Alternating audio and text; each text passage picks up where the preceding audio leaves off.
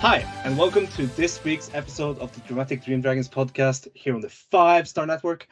I am, as always, your host, Sondre, and with me today, I have both Dylan and Yannik. We are back to talk about DRAGONGATE and DDT, as we always do on the Dramatic Dream Dragons, but now we are recording on Skype because Discord went down. How are you guys doing? First of all, I think we need to criticize Discord for crapping the bed on us once again, letting us all down, letting humanity down, because humans use Discord all over the world. We're all friends. We all talk to people at different channels, and they let us down when we need the most, the recording of the wonderful Dramatic Dream Dragons podcast. But we moved on. We've done our thing, and we are here for all of the listeners out there today. And I want to thank you all for listening. And hopefully, it's a lot of fun because we got some cool stuff to talk about. We talked about it on the last episode. For the last month, the last episode that I was on, unfortunately, a vulture flew into a power breaker here and cut out the power and messed up the internet. So I was not able to talk to Ashman, but you guys did a great job. And I want to thank you guys for handling that, even though I was so pissed because I stayed up till 2 a.m. to do it, and I wasn't even able to be on. But regardless, I'm back now, and that's what's most important. But all of the little stuff from October is done. Now we're getting into the big shows for DDT next week and DRAGONGATE this week. But all of it's covered right here. So thank you guys for listening, and thank you all, both of you, wonderful gentlemen, for joining me. Yes, Yeah. also very good. We had a really fun hour, almost hour and a half talking before the show. Really enjoyed that. But first off, I want to start on a little tangent because on Saturday I took 3 friends of mine to their first ever wrestling show. That's right, we went to WXW in Bad Säckingen. And it even has some DDT involvement because we saw there Shigehiro Irie. And it's honestly, if you can manage to get people who've never seen it and getting them to attend live wrestling, it's a really fun experience. And I think we all want to go back, even the driver. Although I have to say there's a clear correlation between enjoyment of the show and alcohol consumption. Yeah. I can attest to this. MJF and Adam Cole sucks on the pay-per-view watch of it, but in attendance while getting drunker and drunker, I enjoyed the hell out of that match. So yeah, I can attest to that being true. And I'm glad you enjoyed WXW. What was the DDT part of it? Irie. Oh yeah, of course. Yeah, it was Shigehiro Irie and Kohei Kinoshita. Shout out, really good man, against Cash, Dennis Stulnik, and Hector. Also, shout out Cash. He is from Zurich, so he is the local here. Kinoshita and Cash are 2 extremely funny individuals. And they're also incidentally really good wrestlers. By far, match of the night. That's awesome. Yeah, I hope everyone enjoyed the Ashman interview last week. It was a real shame Dylan couldn't make it because it would have been awesome to have him with Ash again for the first time because you missed the last one also. It's always next year, Dylan. It's always next year. Big fan of his work, and he's very helpful to any English-speaking fan of DDT. So I'm very sad. I had questions prepared for him and everything. I was ready to go, but unfortunately, like I said, I got such a ridiculous situation that a bird would fly into this and probably get electrified. So rest in peace to the vulture, who unfortunately lost. No, not rest in peace to that vulture. He ruined. He ruined the show, and that's what matters. Rest in peace to the power grid. Yeah, that's what really matters. Come on, haters on this show. Is this how this show is gonna go? Is that how we're gonna do it this episode? I don't know. I've been in a bad mood since I watched the main event of Gate of Destiny, and I don't know why. There's just a sneaky feeling in my. But no, We are talking about Gate of Destiny 2023, and at the end we're going to talk about a bit of DDT. But first, Gate of Destiny 2023 happened yesterday, Sunday, the 5th of November. It is the show that Dragon Gate has been building up to since Kobe World, it feels like. No, actually since Big Boss Shimizu came out and confronted the Big Six after the Korakuen with all of the Big Six in it. But yeah, it was yesterday in Osaka Edion Arena, number 1, and with an attendance of 2,408 live on the Dragon Network. I think that number is good. I believe it. And yeah. First of all, we'll run through the matches and stuff like that. But first of all, your first impression of the show. What do you think, Yannik? I watched it a little bit disjointed. I couldn't join like at the very start of it. And then obviously during the intermission it was Kazuki Nakajima versus Yuma Ayari time. Yeah. And then we all switched over to that then. Yes. Yeah. And then back to Dragon Gate. But I think quality wise it totally delivered. I agree. Oh, I think if you compare it to the last few shows, absolutely. And I think a large part of that is really, we talked about it. This has been the best built-up match that we've seen for, especially a Dreamgate title match, basically since May when he won the title in the first place. You could say the King of Gate one was good, in terms of build-up. Obviously, we had our thoughts on the match, and you can listen to the episode in the archives if you want to hear that. But for coming into this, I was more hyped for this show than I was for a DG show in a while. Pretty much since Kobe World, in my opinion, which is a show I obviously really enjoyed at the end of it. But going into it, I thought there were some issues with the build-up. Here, I was into it, and then by the end of the show, especially the main event is the one that everybody's going to talk about, I think, at the end of this. But this was a good show up and down. And the thing with DG, and I always say this too, even if their shows, the bottom of Dragon Gate is a disappointing show by a good standard. I don't think they have actively bad matches up and down.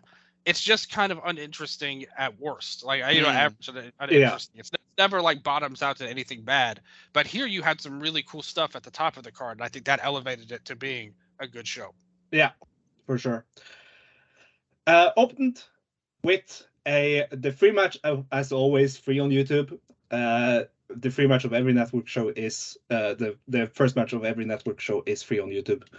And the opening of this show was Gold Class, Ben K, BB Hulk, and Kota Minoura defeating Genki Horiguchi, Kagetora, and Problem Dragon after 4 minutes and 24 seconds when Ben K hit the Masakari on Problem Dragon. This was almost a pre-show match. You didn't miss much. See, I actually saw this live on YouTube while eating breakfast. And then I missed the second one and joined you watching on the third. I cannot tell you what happened here. The big question is, you mentioned that drinking alcohol helps your wrestling viewing experience live. Does eating breakfast help it at home?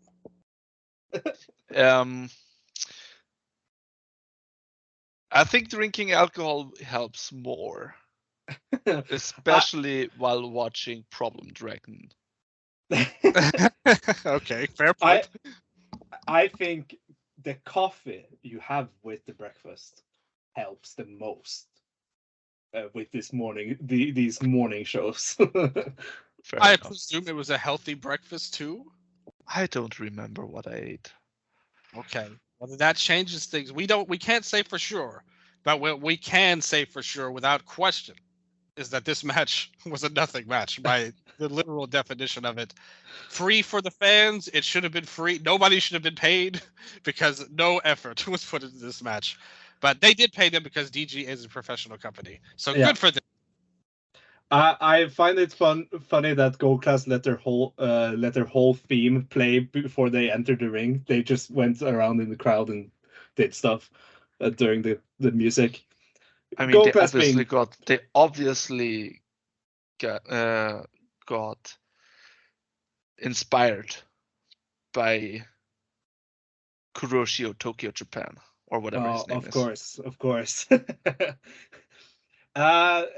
A bit of a sad note that we have to mention here is that Ben-K was off the shows leading up to the show because he had lost a family member, and I was at the end of the match. He pointed up in the sky, and it was clear that he was not really that. He hadn't still recovered from it because he got pretty emotional. And best wishes to Ben-K because that sucks. Absolutely. I really hope for the best for him and his family. Yeah. Then the Open the Brave Gate title match. I basically consider this the opener because this was what felt like the true opener. Because it started off really hot. Ishin making his first defense of his second reign with the title against the rookie Ryoya Tanaka, who debuted earlier this year, like in June. So this was his biggest profile match up until this point. 8 minutes and 43 seconds took it for Ishin to beat Ryoya Tanaka, and it was off a schoolboy after he kicked out at 1 from a Stardust press. This match I thought was a great showcase for how good Ryoya Tanaka is and his great high flying skill.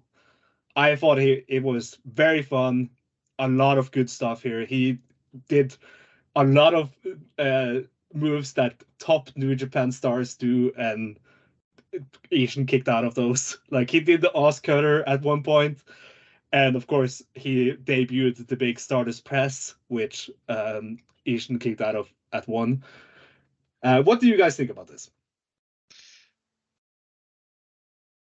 Very much reminds me of another time a Dragon Gate wrestler had a Brave Gate match at 5 months into his career.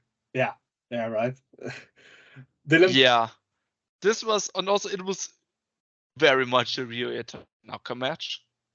Yeah. Like Ishin understood what he had to do here, and that is letting Tanaka do his job, letting him impress.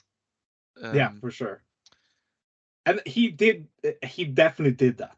Like, I think Tanaka gained so much from this performance. Oh, absolutely. And it was only and also, minutes. Ishin winning like he does, I don't. And the role he is, I don't think it feels think very in brand for him. Yes, and it's not that he looks worse because of this. No.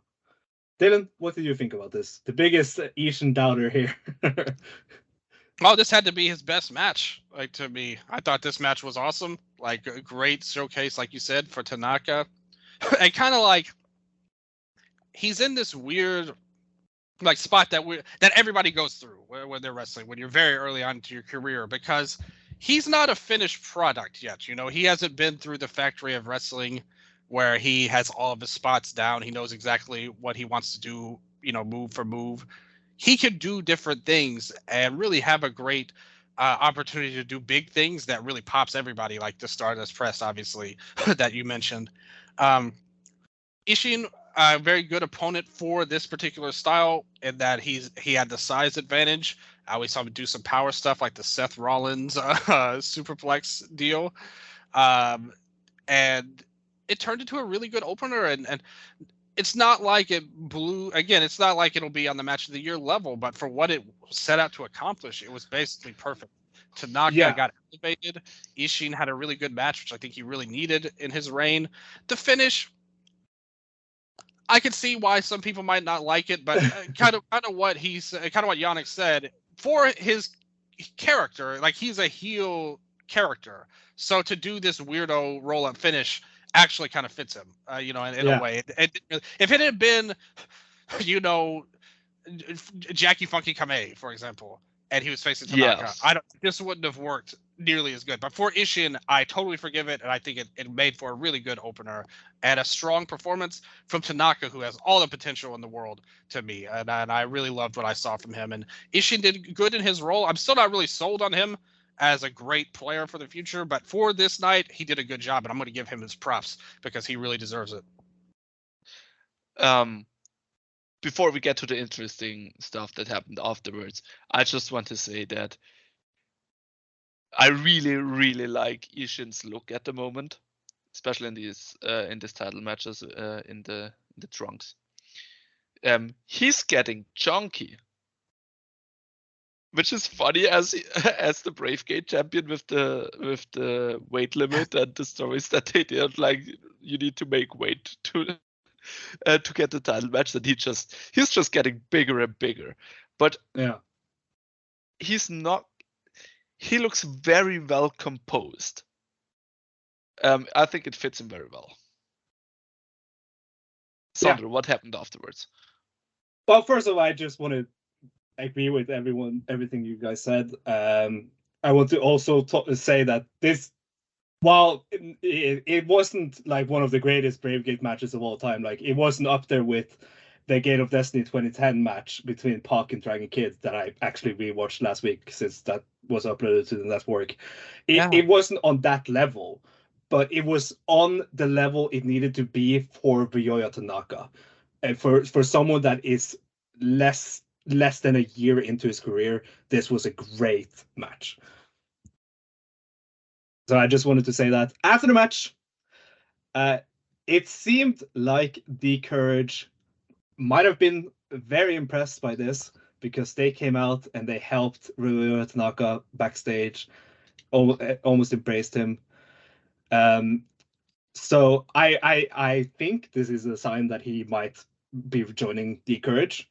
He isn't booked as as like teaming with them in the future. But never mind. He is booked with them on Korakuen, so it will be interesting to see if at Korakuen he fully joins, and I think that will be really cool because that's a unit that fits him very well. What do you think of the idea that the Courage being a trio was bad? Like it was holding them back, and it's actually better that they get new members. I agree with that. I wouldn't say it was bad, but I agree that it's better. Because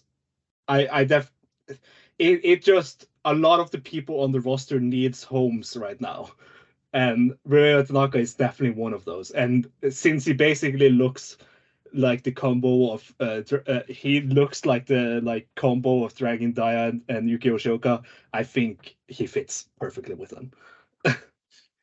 Yeah, absolutely. This is the perfect fit for him. And it's a problem with not just the Courage, in my opinion, and not just them having only 3 members, but the whole company, like the unit shakeups, there hasn't been a lot, that we can speak of, really. We were talking about in the Eastern Lariat. Do you guys remember the last unit disband situation? Yeah, it was high end versus Z-Brats. Yeah, exactly. At the start of the year, it's something. Remember, they had teased more natural vibes versus Z-Brats, and then they pivoted because high end sucks and needed to go, pretty much. But it's just one of those things where, you have this really lame angle, and then you go back, and there hasn't been a big unit shakeup. It feels like with Red RED, they just changed their name pretty much to Z-Brats. I mean, you kick people out. It wasn't like a big deal. I think that's something missing in DG, is that the units are all kind of samey. We've been with this same lineup for a long time, it seems like. I'd like to see some new things and some changes made. And I think obviously we can talk about it next week with Luis Mante and what they're setting up with him. And you would presume. And in the next match, but yeah, exactly. So we're presuming we're getting there, and I think this was a start and a continuation of that we need some new shakeups in the unit and some new fresh faces in here, and I think this was a great start. Like you said, Tanaka, great fit with Courage, and I think he was the perfect guy to join as well. Yeah. Then the next match, Z-Brats, the aforementioned Z-Brats, Kai, Hyo, and Shun Skywalker defeated Masaki Mochizuki Jr., and Yoshiki Kato after 7 minutes and 7 seconds with a moonsault knee drop. after a Katare Luna by Kato, Shun Skywalker pinned Mochizuki Jr. after Kato had done a Katare Luna on Mochizuki Jr. Because guess what? Gate of Destiny is now the show where Mochizuki Jr. gets betrayed by his classmate in. That is the gimmick. Were you the one who did the Undertaker meme? Yes, I was the one that did. I love you for that. I love you. Okay, so the match itself, I felt the match itself was nothing. Like, first of all, I need to mention on the road to this match, I watched a lot of the Mochizuki Jr. and Yoshiki Kato house show matches, and them as a team were so great. So many good matches. I was so impressed with them as a team. I haven't seen the New Japan match yet. I really don't want to because I heard they did good, but they also lost to like jobbers basically. So on the principle of I don't like that, I don't like the result. I won't watch it yet, but I will watch it in the end. But them as a team worked so well. And in this match, when Kato turned on Mochizuki Jr., I screamed out, and no, your guys work so well together. Why? And yeah, it felt shocking. I didn't really expect it. And I don't know, it feels fitting, I guess. How do you guys feel about this? Because the match was basically just that angle. So, What do you think, Yannik? I'm just happy something happened. yeah, true. I don't have like strong opinions in either way. This did not have the impact of the Asian reveal last year, but no, of course not, because it has no story. Yeah. You know, I think Kato could have easily worked as a face for longer, but Z-Brat desperately needs some bodies, and I think Kato is as good as anyone in that. Like, I'd rather take a young guy to for a bigger role or like a more important role than, I don't know, Kagetora. Yeah, I agree. Dylan, what do you think? No, I pretty much totally agree with what he said. This is a plus just because it helps Z-Brats, which, I mean, it was at its lowest when Shun was gone, and it was just the three of them as a trio. I mean, that really wasn't working at all. Shun coming back definitely was a shot in the arm for the group, and I think this just continues that momentum. And especially as we get, again, heading into the Luis Mante stuff with Z-Brats coming in, I think this is another good thing that you could tie into that. And we just saw with Tanaka and DeCourage, this is of a similar vein where you're getting two very promising young dudes and putting them into bigger positions. And with things going along, this is kind of what I alluded to in the last match. We're seeing more shakeups, which I think has been very much needed. And like Yannik said, anything happening is a positive right now because of the kind of purgatory the whole company's been in for a few months leading up. So now it feels like we're stuff's happening, we're moving along, and we're heading into some good things from the looks of it. It should be noted because Jay said this on commentary. Yoshiki Kato left via the neutral corner alone. He did not leave with Z-Brats. I know him and Shun Skywalker took a picture backstage, but they don't. It didn't seem like a "I have joined" kind of moment. I know. Shun basically claimed that is what it was, but Yoshiki Kato said on Twitter, "I chose DRAGONGATE because I wanted to go wild in the world's highest ring. I'm not here to watch some silly parent-child theater." Talking about Mochizuki Jr. and his father. Therefore, I'm over with these guys, M3K. It's my life. Let me do what I want. It is interesting that on the picture, it's only him. It's not him and Z-Brats. There could definitely join Z-Brats officially, just like Tanaka might join D-Courage officially on the Korakuen. But it could also be another kind of red flag. Like I'm going to join something else. They haven't. He hasn't officially joined yet. And I like it. It's mystery. It will lead to a great pop in Korakuen, I think. The best thing about that photo is Kai in the background. He was very disappointed looking. Yeah. Disappointed Kai. Oh, very good. Yeah, we'll see. It's a will he, won't he, when it's clear that he will. Yeah. So I mean, kind of don't I wouldn't be against him being like Shun's second in. Basically, not to spoil when we talk about the Korakuen, but I think Kai and Hyo are done with Z-Brats. And I think Z-Brats might get a name change and an image change total.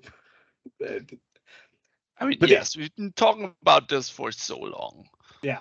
I'd be very fine with Z-Brats just dying. Yeah. And if somebody is instigating, if it's Shun or Kato, it would be kind of weird if it's Kato, not gonna lie, because he's just a rookie. Like, he shouldn't have like power to do that stuff. Well, SBK did, but yeah. But it will be. I am very intrigued about where all this leads. That is my major point. Is that I am so happy that we finally have something going on with this unit and it feels like anything can happen. And I am so happy that is back. That feeling is back, because that feeling was during the first part of 2022. I love that, to have that feeling. I'm so looking forward to the main event of Korakuen.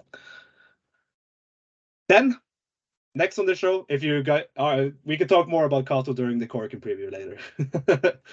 But next on this show, the 10-man tag. Casey, Strong Machine J, Jason Lee, and UT and Jackie Funky Kame of Natural Vibes lose to the Luis Mante led free unaffiliated team. Otomo Dragon, Luis Mante, Naruki Doi, Shuji Kondo, and Eita. Luis Mante pinned UT with the Volta finale after 10 minutes and 21 seconds. So, we'll start with Dylan this time. What do you think about this match?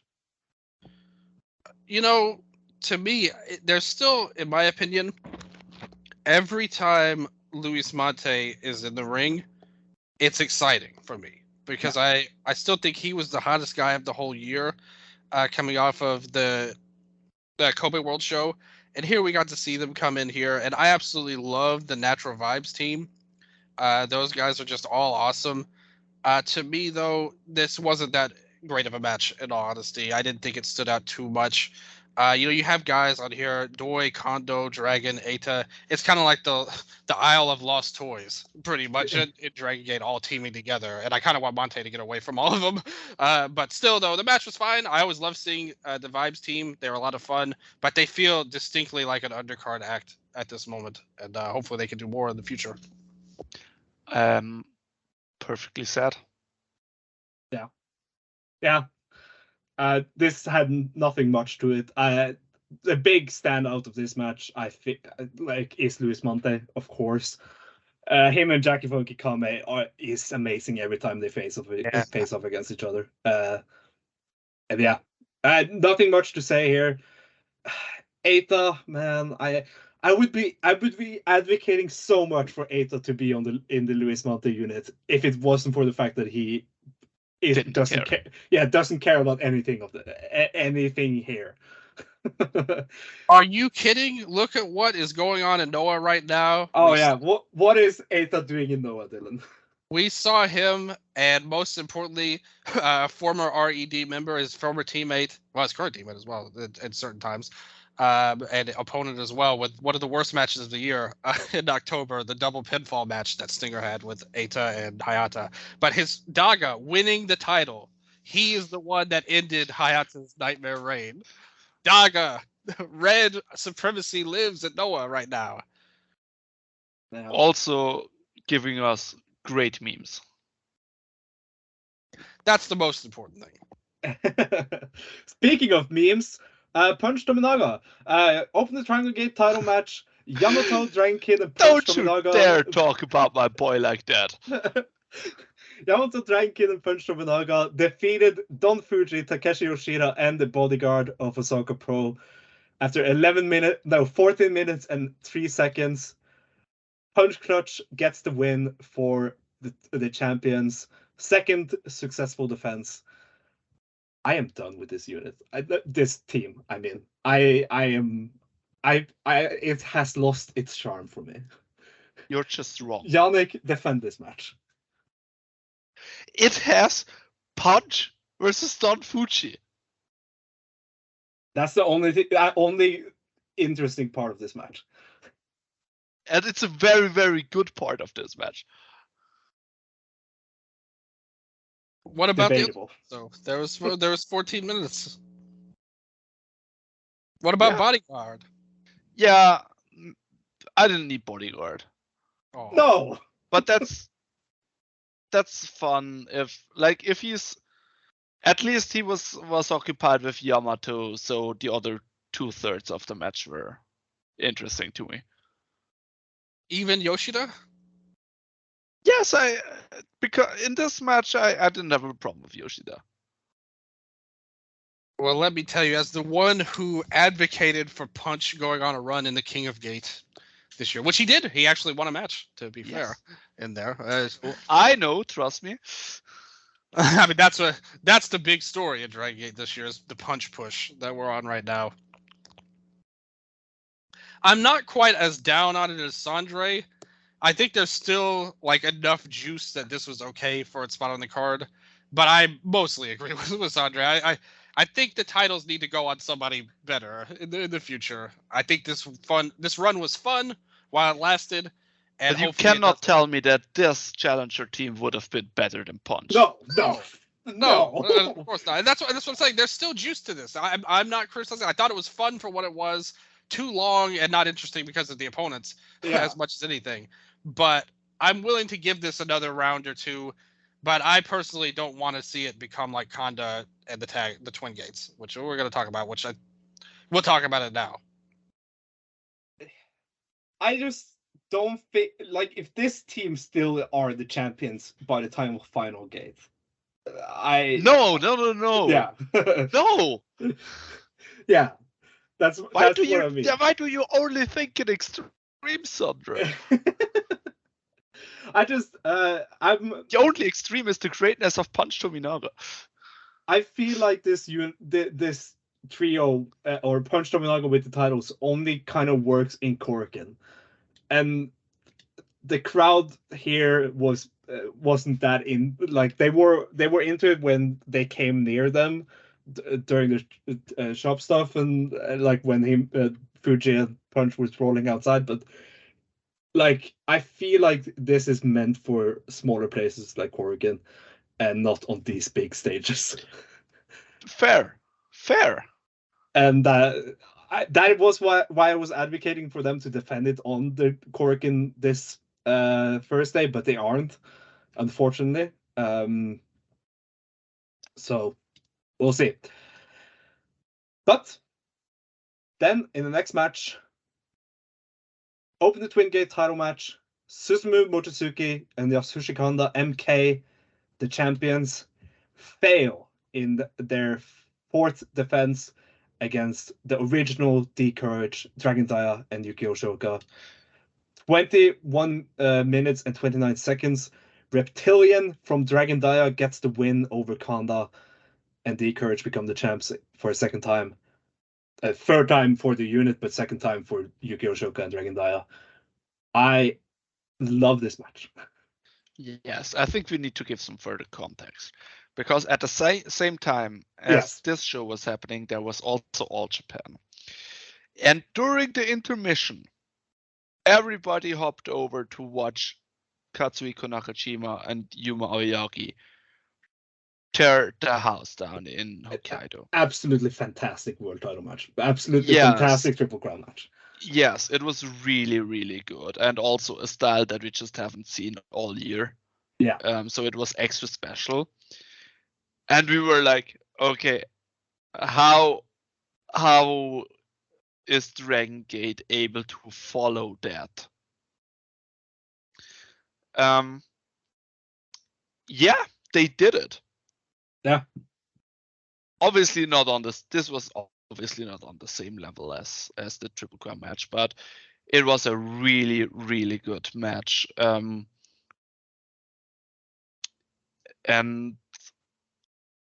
I'm very sad that MK lost.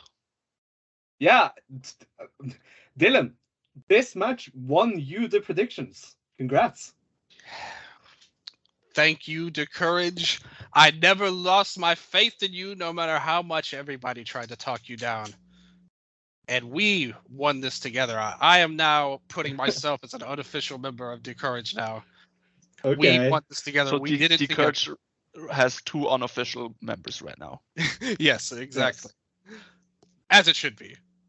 But yeah, I gotta say, I'm surprised at the. I mean, I like this match, don't get me wrong, but I didn't think it was super great. I thought it was like a well done Twin Gate match between everybody. It went a good amount of time. I thought Yoshioka and Daya are a great team, and I just absolutely love seeing them together. As I said earlier, I really think this run for MK it's overstayed its welcome months ago, and I was definitely ready for them to lose the title, especially to a significantly better team, in my opinion. So I was very happy with the result. They turned it up big at the end, and we got the last. It kind of felt like the last stand of Kanda almost at the end of this match. And I love that Daya was the one to get the pin, because it feels like we're getting back to where we were at the start of The Courage, where he was on a very much an equal level, if not even higher than Yoshioka at the start. It feels like he really gained a lot out of this as well, getting the titles back, because, it's by far his best match in quite some time. And what he hasn't even had the opportunity to have a great match, really at that time. He hasn't done anything for basically a better part of 2 years at this point. Ever since the Courage original tag title run or Twin Gate run ended, Daya really has been a bench player in DG, and I think it's great to see him in a big spot, because I love his talent. I think people have slept on him because he hasn't had the opportunities. Now with these guys holding the Twin Gates, I am super excited about these titles. And if the other team had won, I wouldn't have been excited at all, to be perfectly honest. It was a fun, heartwarming story, and they played it out right here. I thought the ending really brought it up together to make it a really, really strong match. But I was really happy they won. I thought it was a really good match. Again, I didn't think it was great, but I thought it was really good. But I was a little lower, I think, than you guys. But I still really liked it, though. Yeah. I am so happy with the Courage performance here, because I agree, definitely Dragon Daya's best performance in a long time, and also Yukio Shioka's best performance in a long Absolutely.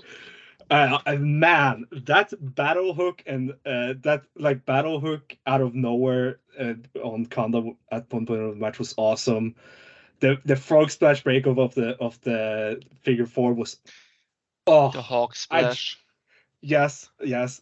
The battle hook in Jumbo Collision was I love that so much.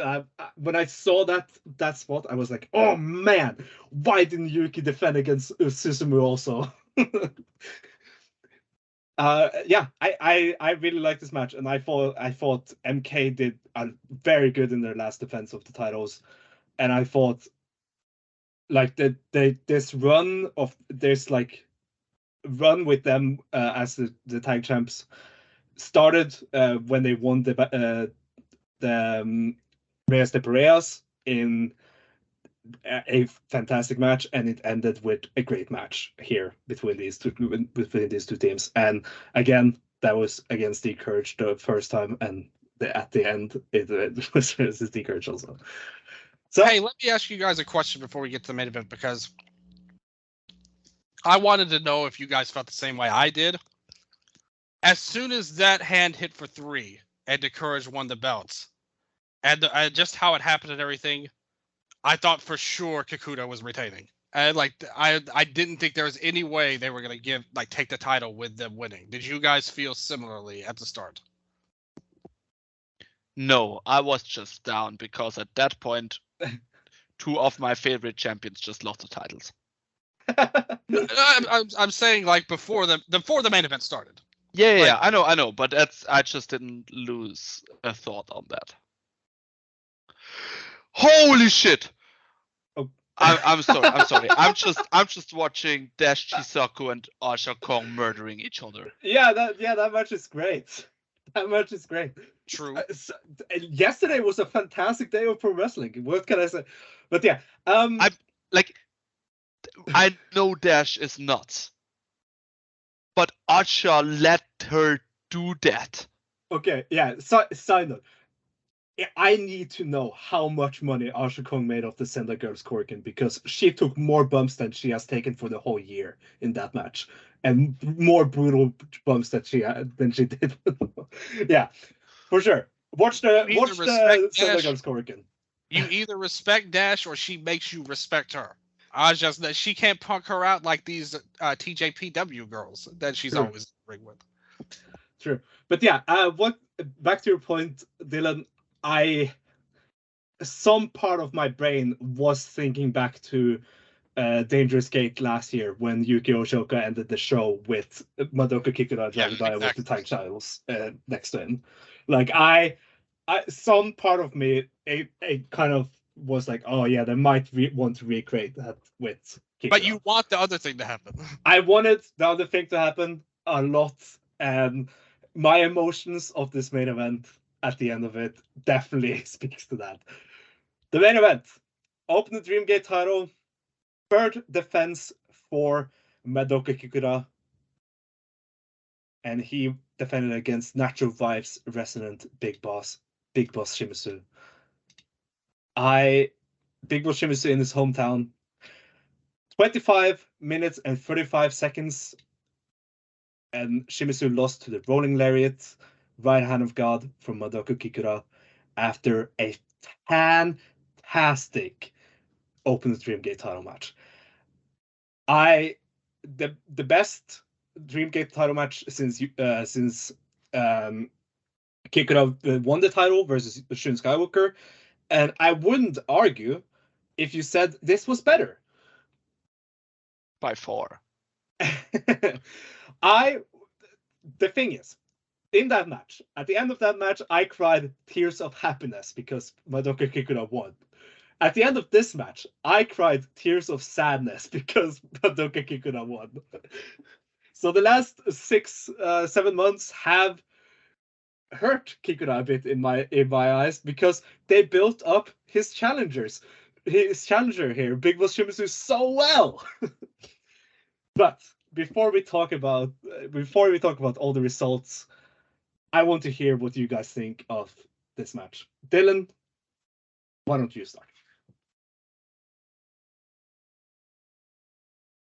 Absolutely.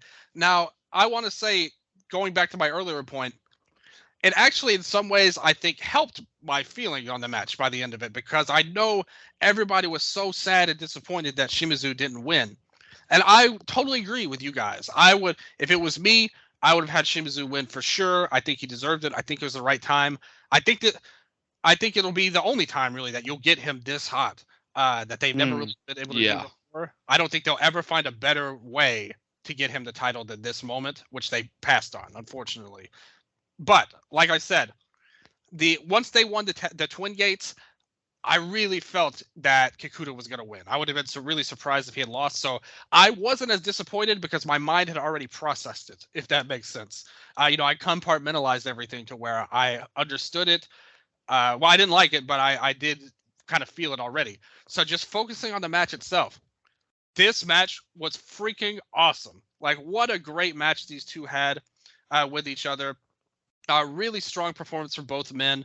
And also, the thing with the match when Kikuta won the title,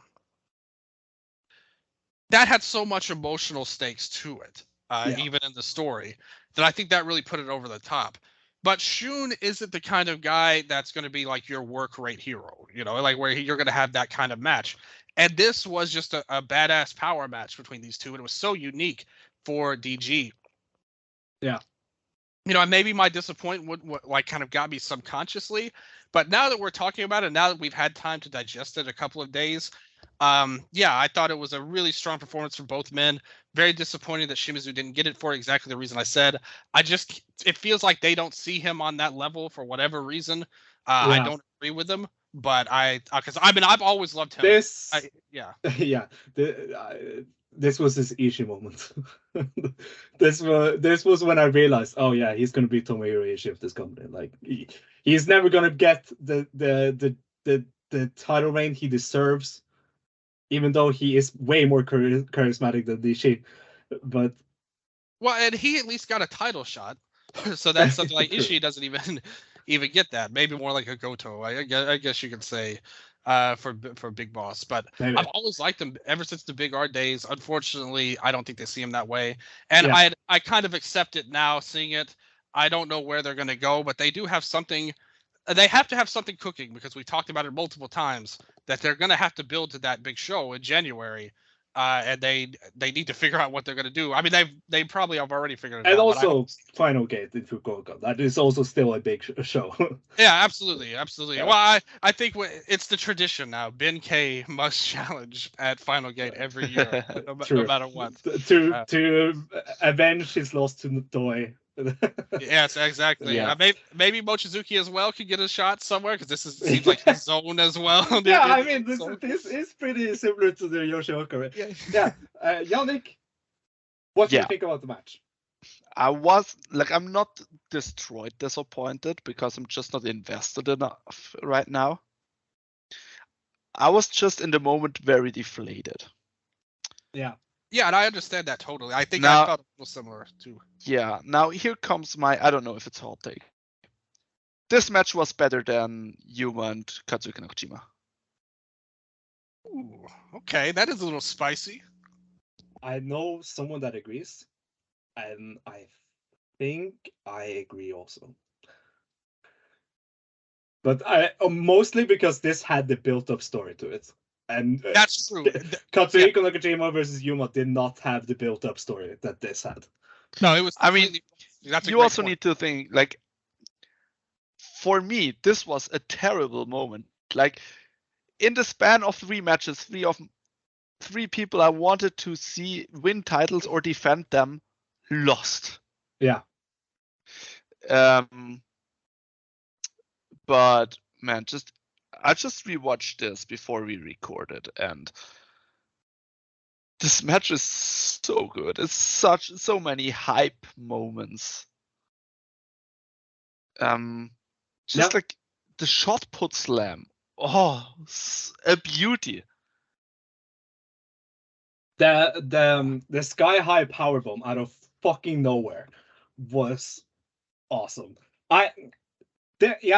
This match on the work rate level is probably on the highest of Dragon Gate this year, and I wouldn't argue if you said it was. And even the cage match was so much like emotional, like that was such a big part of it. This didn't have that, but it like in terms of just a pure wrestling match, man, it's hard to beat this when you think back to the year. Yeah.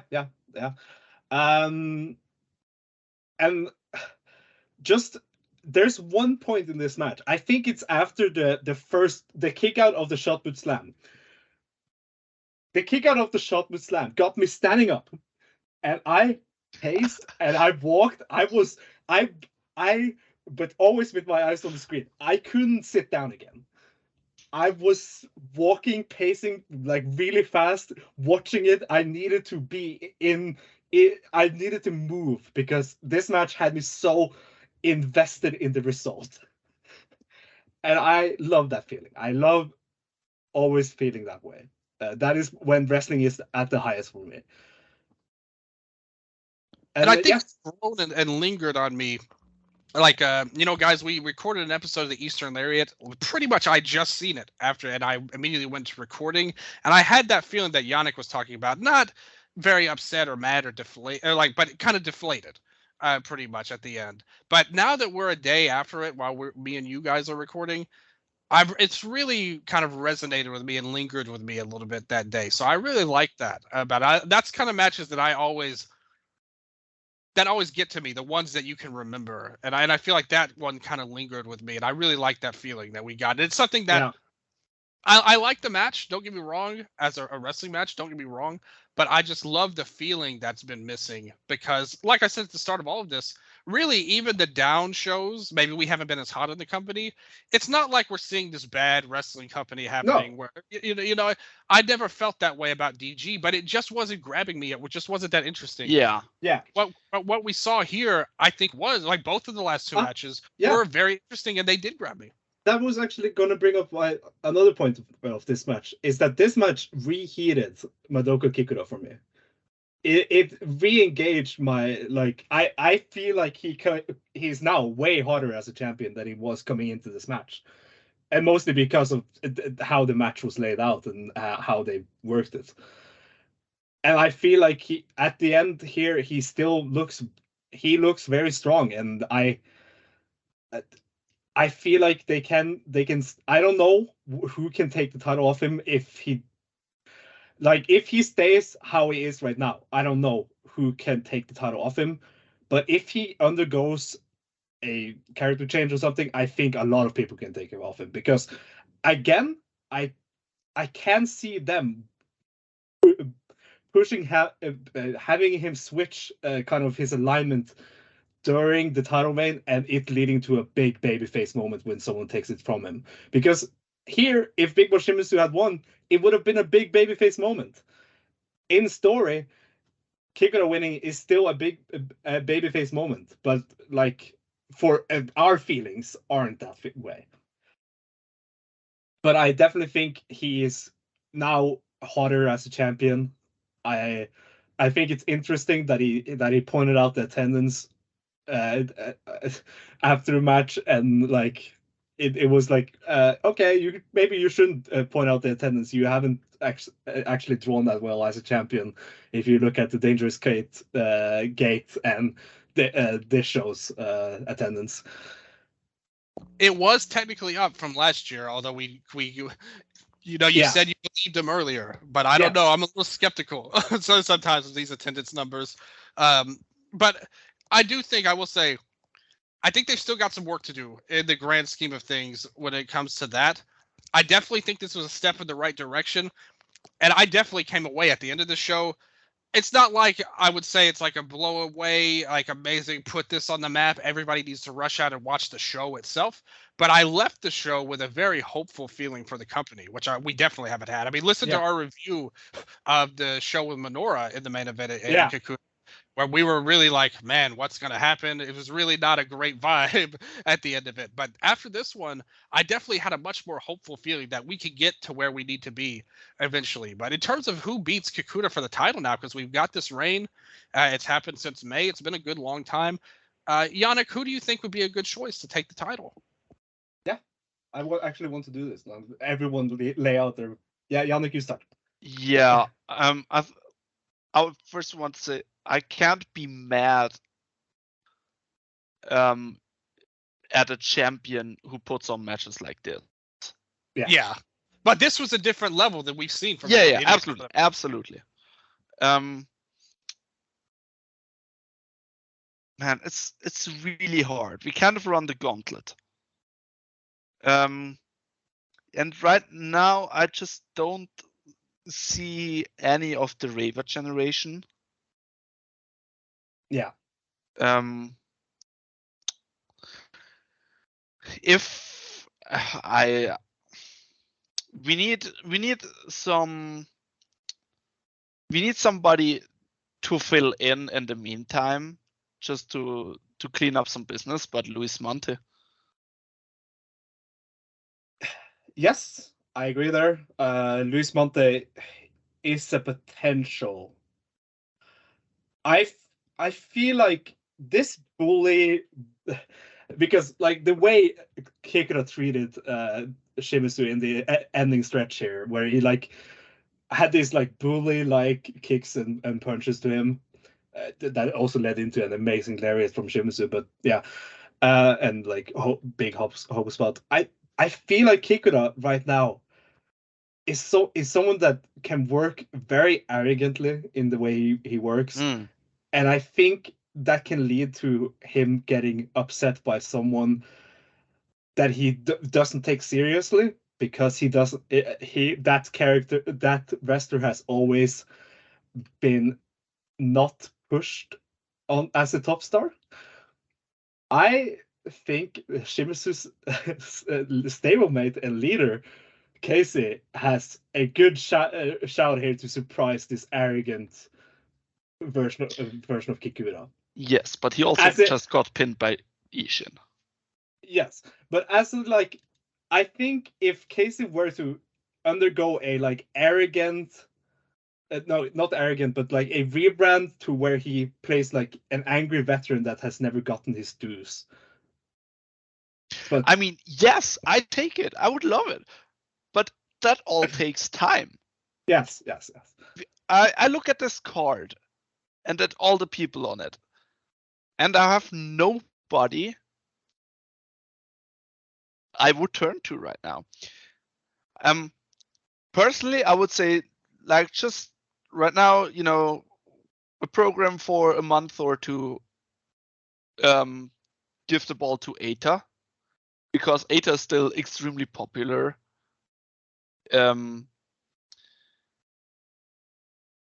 But it's also Eita.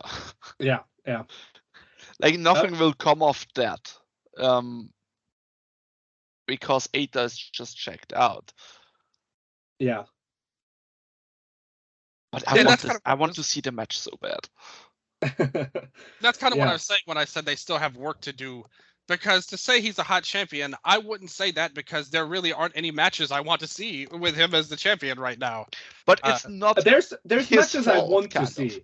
There's matches I want to see, but there's not people I see beating him for it. Like I want to see him versus Strong Machine J, but I don't see Strong Machine J beating him.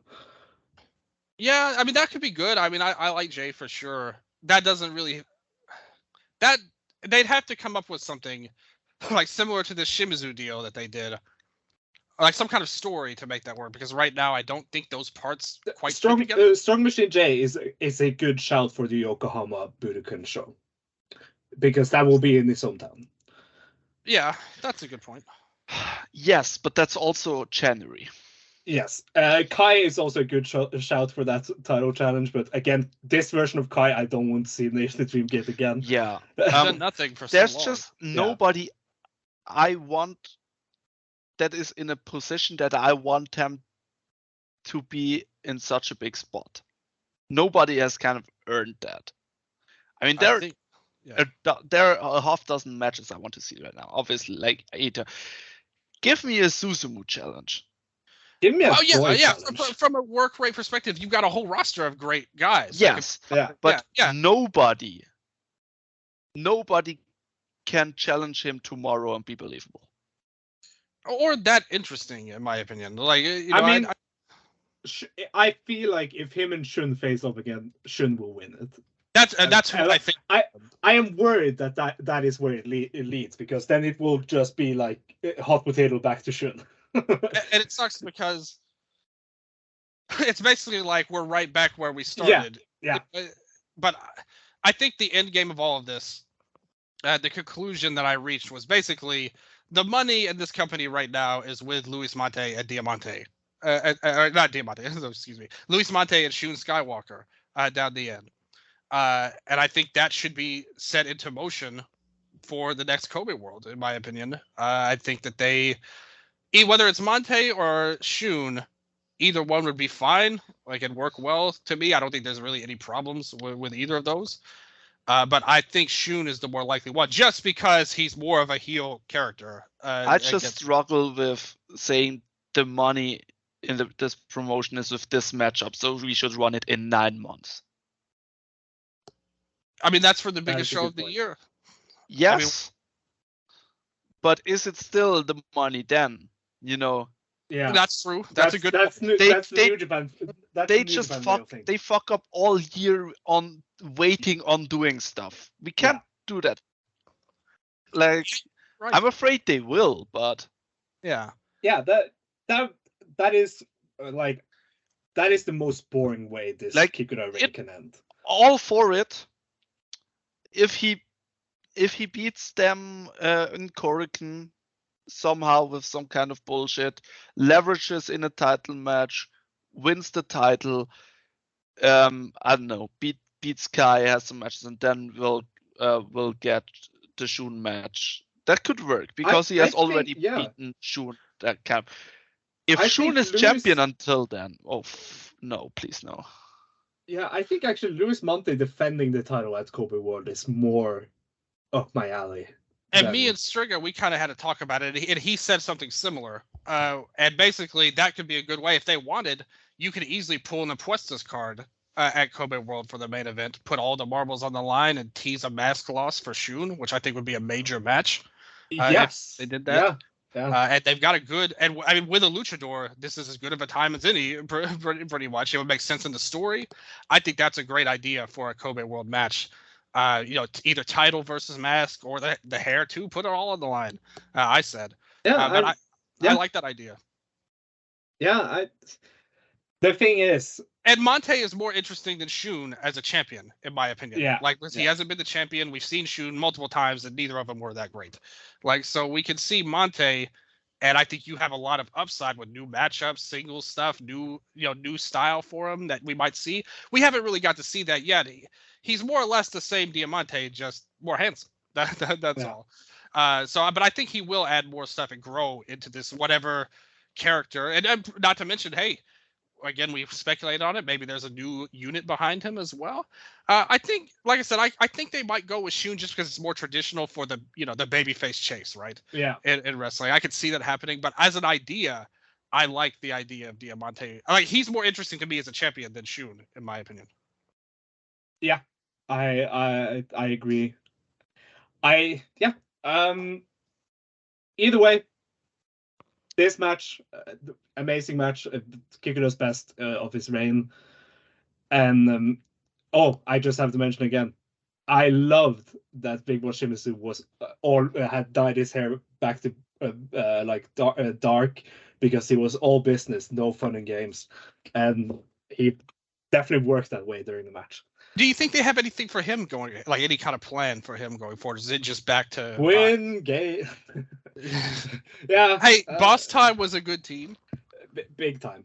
Big time. Yeah, I mean, back in Natural Vibes you go, doing the same thing you've done for the last 2 years. It's a shame.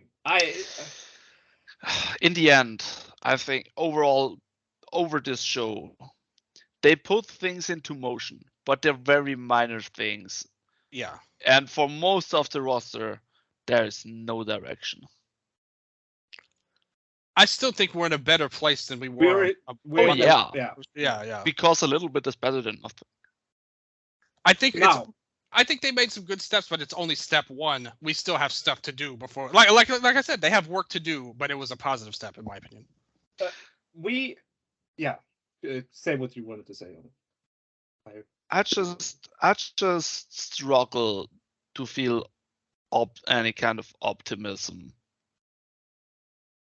I mean, we'll see how. Because but we said that so many times this year. Yeah, I know, but this Korakuen has a month's built to it. Technically, it's been built to since Kobe World. Technically, but Sondre. Yeah. So for the people that don't know, in Korakuen, we'll get Luis Mante run the gauntlet against Z-Brats. Yeah. Luis Mante was only facing Vibes. Yeah, I know. They have kept him separately. Where is the build? They have kept him separately from Z-Brats because they are building to that match. They want his first face off. They and he in story want his first face off with Shun Skywalker to be in Korakuen. He said that on the mic in Korakuen. I agree with Yannik, actually. I think that is something they could have done a lot better. But my point on that is, if this were because it's the handicap match, I think there's way more reason for optimism. If this were Luis Mante, DRAGONGATE, and Yamato versus Z-Brats team, like Shun, Hyo, and Kai, then I would agree with you, Yannik, that, we've said it so many times this year. But this is different than all the other times because they specifically built up a match where something's going to happen. Like, and it may be great, it may be terrible, we don't know. But they've set it up to where this will happen for sure. I just want to say also, the things Luis Mante has done since he returned in Korakuen last month versus Vibes and stuff like that is way better than him doing heat segments with Hyo and Kai for like a whole month on the house show circuit. Anything's better than wrestling Hyo. I mean, like, I just can't believe. The thing is, they could do so much different stuff more. Because it's just not believable that Hyo can run a heat segment on Luis Mante. Hey, he was in the semifinals of this tournament, the King of Gate. Yes, and how did that go for him? I want to get back to Big Boss Shimizu. Okay. Big Boss Shimizu promised on Twitter after his match that he will greedily climb up to this point he was during this match, challenging for the Dream Gate, as many times as he wants. Yes, and he starts with Genki and Takashi Yoshida. Big Boss Shimizu, 31 years old. I think he has at least like 9 years more than where he can believably be like someone that can beat the title, the champion for the title. I think he can still win the title in the future. I know I agree with you what you said, Dylan, earlier, where this was where he felt the most hot he has ever been. But I think they can do that again for him in the future. I don't think this was his last shot. I think they don't see him at that level. Yeah, I agree. I agree. I agree there, but they can. And I think he has the ability to get back to that spot. Yeah, the problem isn't him at all. He's got what it takes. Like we know that. We see his matches. We know he's a great worker. We know he's got good size. Brings a different charisma. Yeah, great charisma as well. Everything about him rocks. Like, he should be a top star. I said that 7 years ago. Like, about him. But they've never really gotten behind him, unfortunately, to that level. This felt like the one time he was at that peak moment for him. I think it'll be anything can happen. I'm not saying you're wrong. If you look at it that way, anything's possible. But I think it's going to be really tough to get to a moment as good as the one they've set up. Even if he were to win the title in the future, which I'm doubtful of, but it'll be hard to beat what they set up here because I thought it was really the perfect time for him to win. They need to be kind of smart. The positive out of this all, I think, is if they're smart, this can be really a feather in the cap of Kikuta, this win. Yeah. Like, he beat the one that has beaten everybody else at the height of his game. But I fail to be optimistic. The Reiwa Big Six are frauds, Yannik. Just say it. They could. But the fraud just won. Huh? The fraud just won. He's also one. He's the only one that's not a fraud. The other ones are the frauds. Okay. It's a Reiwa 1. Big 1. Well, anyways, we Gate of Destiny. I felt pretty good about it. I am very happy coming off the show. I wish Shimizu had won, but I'm still optimistic. I still am very hopeful for the future for Dragon Gate, and I'm more invested than I was after Dangerous Gate. Way more.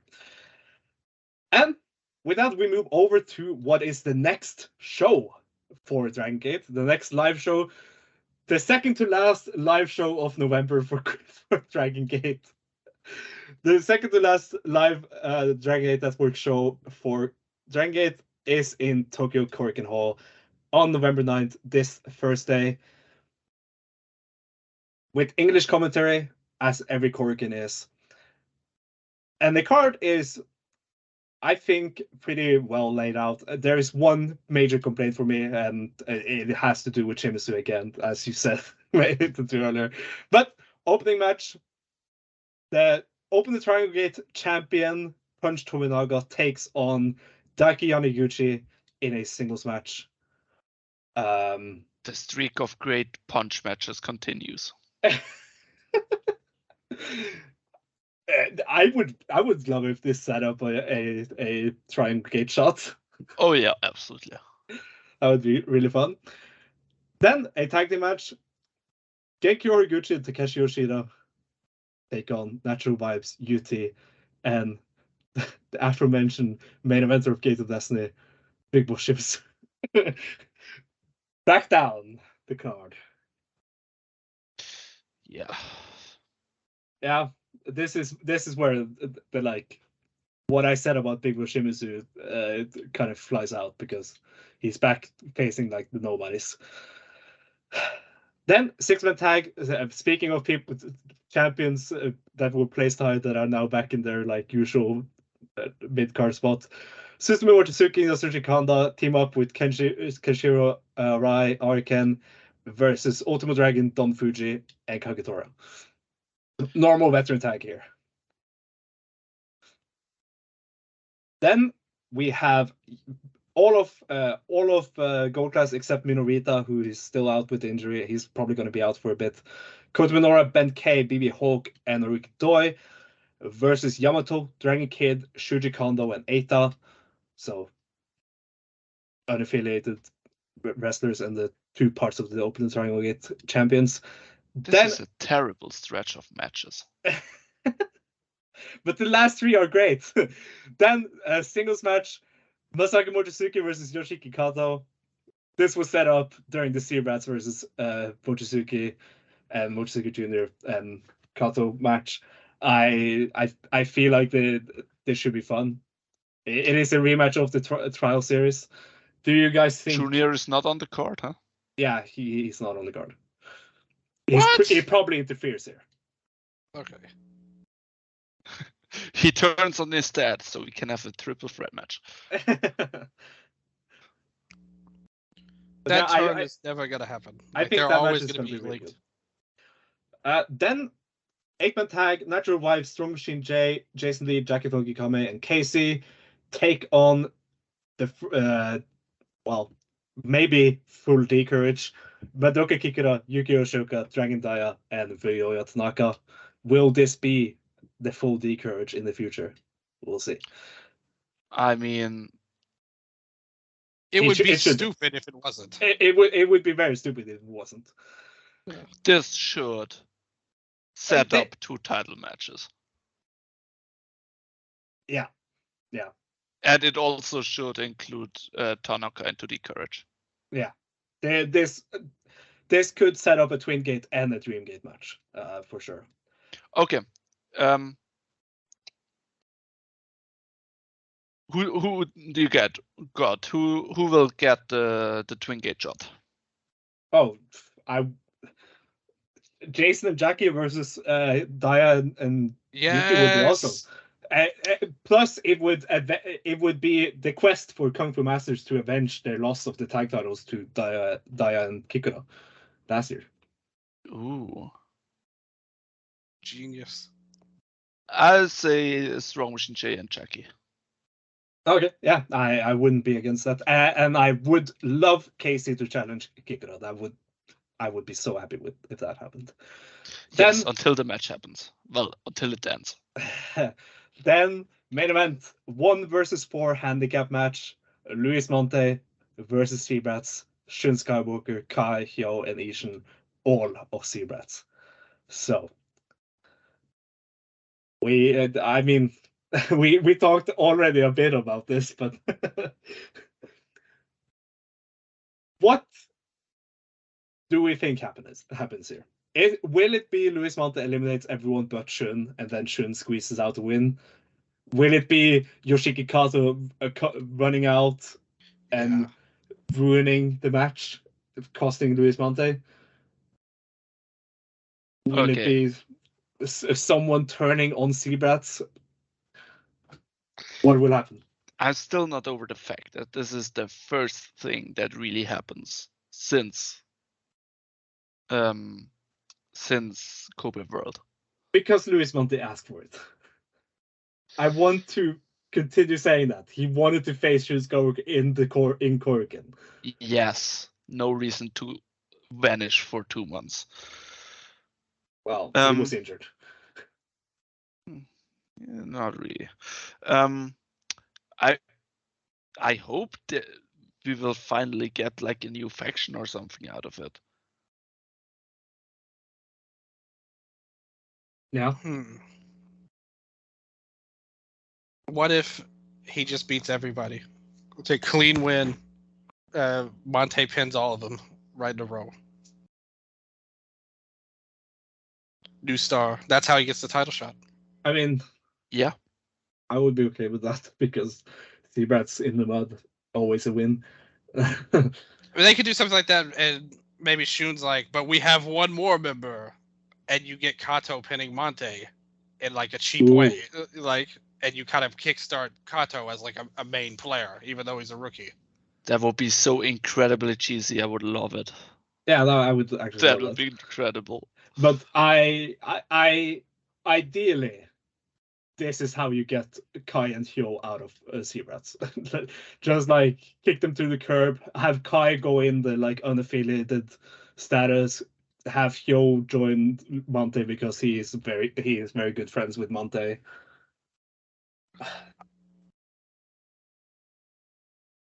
So, do we know what the order of the Z-Brats guys will be in this match?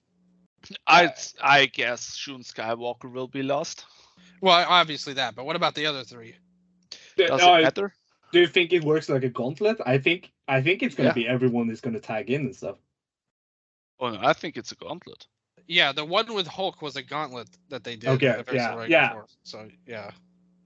Like I said, I think he'll beat 2 or 3 of them, and then Kato will come in, and that's how you end that. And you can even spin it off like Kato comes in, Z-Brats gets the win in the actual match, whether it's Shun or whatever. What if he eliminates Kai, Ishin, and Hyo, and Shun refuses to come out because he hasn't beaten Yoshiki Kato, the newest member of Z-Brats, and Kato beats him, and Shun and Diamante they don't get to wrestle. Yeah, that's kind of a good idea to not have Shun do a job, like an unnecessary job, but it would feel like a bait and switch to the fans in attendance, maybe. That if that faded, like, hey, we wanted to see these two fight, and this is what you give us. But I like that idea, though. That's like a very, like, smart. That's a very Shun Skywalker thing to do. Yeah, and a smart booking decision as well, on top of it. But either way, like, that works fine with what I was about to say. Either way, let's say he gets in and somehow Z-Brats wins the match, and this all ends with a big beating, with all Z-Brats attacking Mante, and that's when you see the new unit form, and basically they come out to save him, and maybe you could turn Hyo, and he like steps in to save like him, like he saves Mante, and then you get a bunch of other guys that also are in the faction. They save him, and that builds to a big unit versus unit match, and that's like another big match you can promote, maybe for Final Gate. Yeah. I think that's very likely. Yeah. Well, the beatdown, and then his people will make the save for him, and then maybe Hyo will be the one to make the save. Yeah. Exactly. We should note the reason why we think Hyo is like a sure get for Luis Mante's unit is because they are very good friends backstage. From what we have heard backstage, they hang out a lot, and Hyo helps with a lot of translation and stuff with Mante. So on the other hand, who cares? Like we don't want him in this faction. On the other hand, I don't really want to see Hyo team up with Mante, but they will do that because they. But that was DRAGONGATE. I am very, very optimistic. I look forward to Korakuen a lot. But it's not the only thing we have to look forward to this week at the end of the week, because Ultimate Party is happening. Of course, we previewed it last week with Ashman, but between now and then, or then and now, they have had their last Road to Live show to Ultimate Party. Road to Ultimate Party in Shinjuku Face happened last Friday on November the 3rd. Not going to do a full review of the show. I thought the show, because I skipped 2 matches, but I thought the show itself was fun. I thought the opener was really good. Mhm. Ma's opener was Yusuke Okada and Yukio defeating Kazusada Higuchi and Toyokojima. Of course, they didn't pin Higuchi. That would be insane. But it was very good. You should definitely check that out. Somoto Kao and Masahiro Takanashi had a solid preview match for the tag title match. I skipped the Dino match, even though I shouldn't. I defended him last time me and Dylan spoke. You really Yannik, shouldn't have. You shouldn't have skipped it. It was really, really funny. Okay. Dylan definitely didn't watch that. Even you don't believe what you're saying, son. I heard it in your voice, and you're like, okay, yeah, whatever. Nah, come on. as Sonny. Ash said, Dino's story right now is that after 20 years and after the disbandment of Pheromones, his antics don't work anymore. So he's molesting Kazumazumi and he's just shrugging it off. Okay. So he is molesting Hiroshima. And Hiroshima is like, you've been doing this for 20 years. What is going on with you? Why does where's the power? Okay. Yeah, it was really funny. But after that match, they had first of all some announcements for Saki Akai. There will be a Saki Akai retirement documentary pay-per-view coming out on a later date after her last match at Ultimate Party. And there will also, during the retirement ceremony, be allowed tape to be thrown in the ring, which is awesome. And then Saki Akai's last singles match versus Kazuki Hirata. Man, just exactly what I wanted for someone's last singles match. Dancing, silliness, a serenade. I cried during this. Yeah, it was special. It was very special. At one point during the match, Hirata serenaded Saki Akai as he usually does. But this was a very emotional promo, and Ashman did a great job translating for this. And the whole roster came out and bowed to her. And man, emotional as hell. 10 out of 10. Yeah. Yeah, kind of a unofficial retirement ceremony. Impromptu during the match. And yeah, like Chris and Dueno and said thanks, and Harashima Mao and Dino, and Dino's was the most emotional one. Yeah. I'm really happy they could fit this in. So they, after this, they agreed to now have a real wrestling match without all the antics, where Saki Akai beat Kazuki Hirata. Yeah, and it was good. It was a very good finishing part of the match also. Dylan, what do you think about it? There's nothing I could really add about it.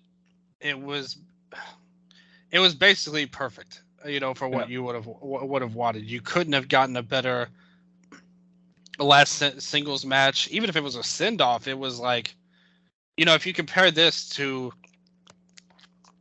I know he's not retiring, but compare this to the Katsuhiko Nakajima leaving Noah match. Yeah. I mean, it was galaxies apart how much better this was in terms of getting the emotion of someone truly leaving. And And I it just has thought, yeah, so much character. there was a ton of heart to this. And this is kind of what DDT is really at its best. And that's kind of a big problem with them in the last couple of years. It's not, I know you think that I hate comedy wrestling and I don't want fun, but I actually think they just sucked at it. Like there was no heart and soul in DDT for like the last few years, in my opinion. And I think then you see stuff like this, and it's not just this. They've been building up and getting better and doing better in general for a while now. But then you see something like this. This was as good and well done as anything in any promotion. Like pretty much for this sort, like for what they wanted to accomplish with this. And I thought there was a ton of heart and soul. And I think that that's a really great thing to see. And I think it's been missing for the company for a while. And this was kind of like the apex of now. Like you can't do it more than this. Like it was amazing. I'm getting goosebumps just thinking about like how well done it was. And credit to Ash too for the translations to really add so much to this as well. I think if you're not invested, like maybe if you're just a Dragon Gate fan listening to this and you don't even like DDT that much, then you won't get anything from this really. I think if you know anything about her and have followed her story and followed her retirement run, absolutely. then, I mean, like you said, 10 out of 10. Like there's no way you could say anything else. Yeah. This wasn't her official retirement. That is this weekend on Sunday. But man, already emotional, and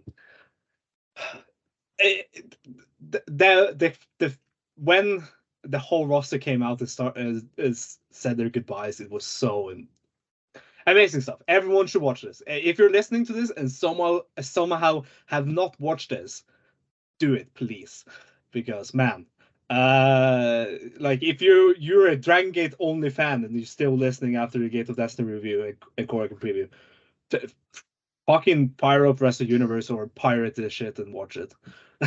Because man, yeah. Then I skipped the next match, Damnation TA versus Ento, Naya, Rukia. This is a required skip, in my opinion, no matter what kind of fan you are. Yeah, you didn't want to get your mood down after that. But man, the match that followed the skip. Yeah. Then the match that followed the skip was an all-Asia tag title match. Eruption, Hideki Okatani and Yuki Sakaguchi versus the champions Burning, Yu Nakayama and Kotaro Suzuki. Eruption wins. Yuki Sakaguchi wins the title his father held. So awesome. This was the work rate match of this show. Greatly worked. This was an all Japan match. Like that, the thing with Saki had the soul of DDT in it, and this had the heart of all Japan in it. Back, right away. Again, you had the complete lump of trash that they had in between it, obviously. But regardless of that, you see something like this. You don't know that. You haven't seen it. I don't need to see None of us had. Yeah, that's true. Yeah, where is this defense coming from? The assumed lump of trash, please. Okay, assumed lump of trash. Maybe it was the best match of the year. We can't say that definitively. But regardless, this match was so good. I thought that they really went together well, especially to me, Suzuki. And I really used to love him. He was one of my favorite guys at Noah, to be honest with you, of the Noah Juniors back in his day. He's really just a guy at this point. Like, I don't think he's a special wrestler. But when Akiyama was in, I thought it was really good. And especially when Okatani was against him. Just these two guys going back at it. Okatani made you believe that this, not just the title was important to Yukio for obvious reasons, as you correctly stated, Sondre. But just beating Akiyama was important to Okatani. Just fighting him was important to him. He made it feel that way. And I loved the way he showed that there. So yeah, this was a really good match. The new black gear, so clean, freshly dyed hair, and then he just comes into the ring. Is the violence incarnate, and I think he drop kicked Akiyama off the apron. In the official feed, there's a GIF of it, an official Twitter feed. Yeah. Just that moment alone, that showed you man, Okatani is here to stay. Like he's so talented, and normally, yeah, as you guys said, normally I'm very happy with Okatani winning a championship. We started this year out with him kind of going nowhere, and now he's a 3-time champion. Yeah. But obviously Yukio won this, and that's really what makes me happy here. And today he just posted a picture with his dad, where his dad is holding the champion, and the caption is just the 26th and the 151st champion. Yeah. All Asia champion. It's awesome stuff. It's just so nice. Yeah. Like I remember after this match was over, I wrote down like this is what the main tag title situation should be in DDT. Like eruption with the titles is what it should be with the KOD tag titles. But yeah, no. And especially with the new challengers. Yeah, before we get to that, I just wanted to say one thing about them winning the All Asia titles, that they're also going to be in the All Japan Real World Tag League 2 coming up. So it's really cool that they get the titles heading into the tournament, the All Asias. Not that they obviously have their world titles in All Japan, but it's still cool to have them come in with the tag titles. Yeah, for people that doesn't watch All Japan, the All Asia tag titles are kind of like the mid-card tag titles. Tag, yeah. Which is a shame. Because they're the longest active titles in Japan. Yeah, they are very old titles. And one half of the world tag champions will also be in the DDT tournament as well. When we come in with Rei Saito. True. Yeah, I can't wait for Okatani and Sakaguchi's Real World Tag League run. I am really looking forward to that tag league, and they have a lot of good opponents lined up. But then the main event of the show, the last preview of Chris Brooks and Yukio Ueno, the main event of Ultimate Party. Almost said Peter Pan there. Yukio Ueno defeated Chris Brooks and Takeshi Masada. Yukio Ueno pinned Takeshi Masada, not Chris Brooks. So it's not the same as in the Korakuen preview where Chris pinned Ueno. So this match, does it change you guys' feeling on Chris Brooks versus Yukio Ueno in Sumo? More hyped, less hyped, same hyped? To me, no real difference, in my opinion. Yeah. I thought it was a fine match, but it wasn't special to me. Yeah. I agree. Yes. It's what I expect of these main events. I think they delivered on that. But it's not outstanding. Yeah. I forgot to mention, after the All Asia Tag Title match, Yu Kuriku and Yusuke Okada, who won the opener match, Burning, came out and challenged Yukio Sakaguchi and Hideki Okatani. I said to Yannik when I saw this that this should be the actual KOD Tag Title feud. And yeah. But yeah, finally Yusuke Okada and Yu Kuriku are challenging for the tag titles. Awesome. For a tag title, not the KOD tag titles that they should be challenging for. But yeah, the main event, it didn't change my opinion on Ueno versus Chris. I think the match itself, it's a match where I will hold, like, my feelings on the match will be a lot of based on the actual match itself, not the build to it. Yeah, good point. So, Ultimate Party this Sunday. I can't wait. They have actually changed the rules of one match. Kazuki Hirata and versus Hiromu Takahashi.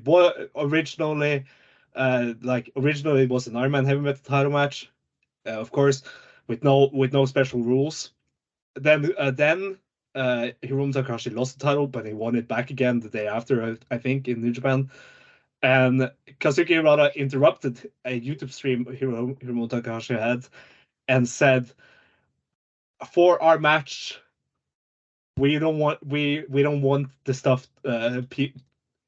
We want to keep people on the edge. So let's do the rules of every match I have defended the Extreme title with. So the rules will keep changing in a what will happen, tune in to find out deathmatch. It's the only way to go. This match is going to be complete lunacy. Yes. And that's what we need in our lives when it comes to these two. I think I have high expectations for this. I genuinely believe this could turn out to be the best Hirata defense yet. And they've all been very funny. And I think I thought you were saying the best Hiromu match in a long time. That was actually what I was going to say. This is going to be Hiromu's best match outside of New Japan. Yeah, I can tell. Well, none of his other ones were very good, so I like this could definitely be that. It'll be more entertaining, I think, hands down. Yeah, for sure. But yeah, that is DDT. They have also announced the DO like every card for the DO tournament, but I don't want to run through that now. It's too much. Because it starts on the 26th. We still have a lot of time until then. But we will be back next week to talk about Ultimate Party and whatever happens at the DRAGONGATE Korakuen Hall. No same day as Ultimate Party. Probably Monday, just like today. Or maybe... we'll see. We'll see. Yeah, we'll see. We'll see when the next episode drops, but it won't be on the same day as Ultimate Party because I have an assignment due that day. Yannik! Yes. Do you have any final things to say? Yes, go watch GunPro. As you remember on the Ash episode, we praised the Saki Akai match that will happen on the Gun show. Turns out it was fucking awesome. Go watch it. Yeah. Started off November with a very good Saki Akai main event in Gancho. I actually forgot to mention that. That was a very good match. And again, it didn't have the same emotional weight as the DDT Hirata match, but of course not. She has no history in there. Yeah, GunPro sent her off on a very good note. Yes. I haven't had time to watch her last TGPW match yet. That happened after the DDT one, so I can't comment on that one. Dylan, do you have anything to say? Listen to my other show, The Eastern Lariat. We just had a new episode release, literally as we were recording. Striga made sure to put that up there on the Eastern Lariat Twitter at Eastern Lariat, on Instagram at Eastern Lariat as well. Daily updates on wrestling history in Japan. Fun stuff there. Check out Wrestle Update, my show about American wrestling. Me and Nello, we had a lot of fun doing our draft episode, and we've got new stuff coming up too. Lots of fun antics in the near future for that. And, mainly, Lucha Talk will have an episode at some point. It's not really on the agenda right now, just because not a lot's been happening of a major status, but we will get to it very soon. Hopefully you guys enjoy all of that, and follow me on Twitter at Viva_0. Lots of fun. But most importantly, keep tuning in to Dramatic Dream Dragons and a lot of the cool stuff coming up on the 5-Star Network as well. We really appreciate all of your listenership, and hopefully you guys enjoyed the show. Speaking of, Dylan won't be the only one plugging his other shows at the end of these episodes in the future, because I have another show coming up in the future later this week. The debuting episode of Actress Stage is coming to the 5-Star Network YouTube channel. Me and Valke are finally starting up our Actress Girls podcast, AWG. I can't wait for you guys to listen to this, because the first episode was such a good introduction to what the hell AWG Actress is, and we plan to come back at the start of each month when the shows from the last month are out, because Actress has a weird upload schedule, so we have to wait until every show of the previous month is out before we record. But it is a new show coming up on the 5-Star YouTube, and I can't wait for it to drop. Let's go. But until then, until next week, as always, be ready, wake up, and go.